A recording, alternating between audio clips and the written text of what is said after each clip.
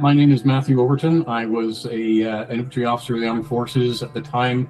I went to the Balkans. I was a major working in the Canadian Forces training group, and I was sent to the Balkans as part of the European Community Monitor mission with another 11 Canadians.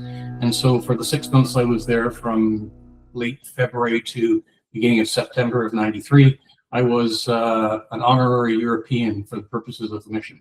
And I went as a monitor initially, so out on the ground in a team of 3, a driver and 2 monitors in the area of Bihać in Bosnia and Herzegovina.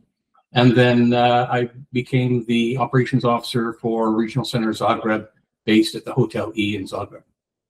So looking back over, more than 25 years, what strikes you most or stays with you the most about that experience?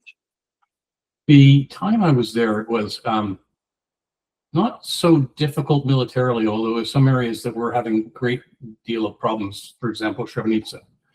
But it was a time of great political instability and posturing and settling out of some of the things that had happened from some of the conflict previously, especially in Bosnia and Herzegovina. The 2 things that stood out for me, one negative and one positive, and I carried them with me throughout my career afterwards, because they were very strong impressions and really opened up my eyes on a number of things that I hadn't been exposed to before. When I went as a monitor, my previous experience with peace operations had been as a member of a contingent to Cyprus, so part of UNFICIT, with very static, very lines drawn, everyone knows where they are sort of thing, and not a whole lot happens. Not the case in Bosnia. The first thing that really struck me, and it was the negative side, was the calculated manner in which people who didn't fall within the mainstream were isolated and caused a great deal of pain and suffering by a lack of attention or deliberate efforts to keep them from just living their lives. One of the examples I had was a soldier for the BH army in Bosnia, in Bihać, who had lost his wife, who was a Serb, and he was a Bosniak, so a Muslim. He had lost his wife in initial fighting. She'd been killed by some shelling. His family situation, which was very unclear, didn't leave him many options to actually fulfill his duties, and so he'd asked for his mother-in-law to come and stay with him to take care of his 2 children. The difficulty was that mother-in-law was on the wrong side of the line.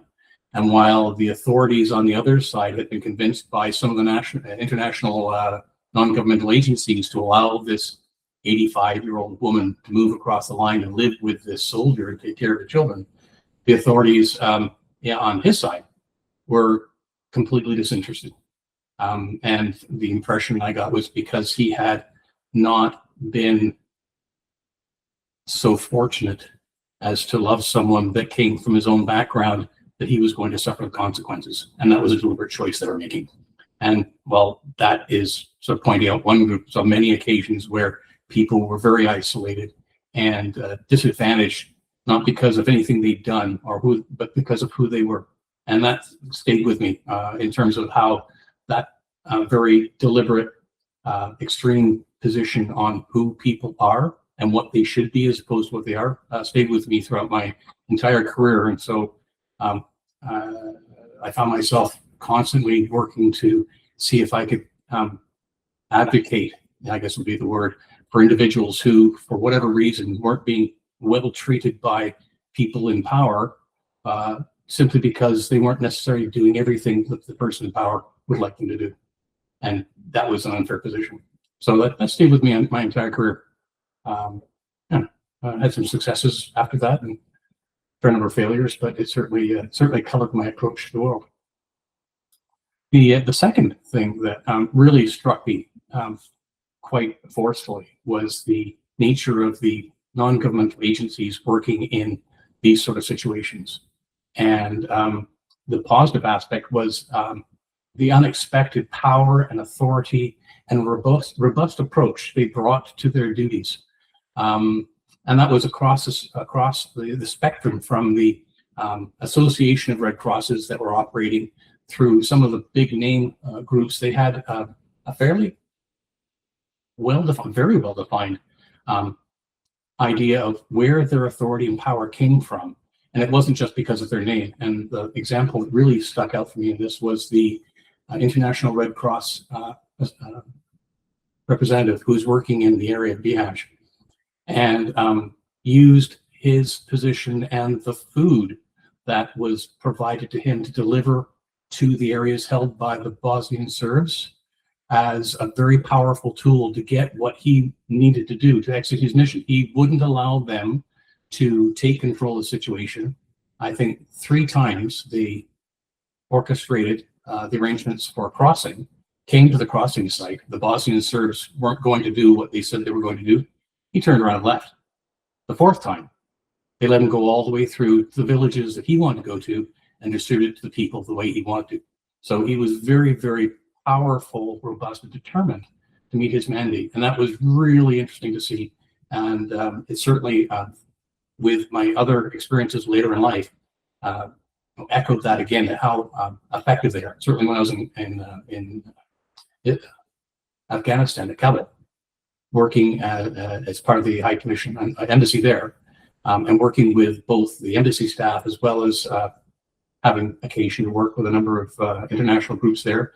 That came back again. They were very, very confident of their abilities.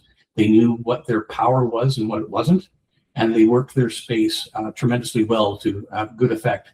And they weren't at all concerned about whether or not that was assisted by, collaborated with, or even approved of by the military that was working in the area. So really interesting lessons, and that stayed with me a long time. And so I have a great deal of respect for anyone who works in international organizations, especially those that go in conflict zones, because they have a tough road to hoe, but they work it really well.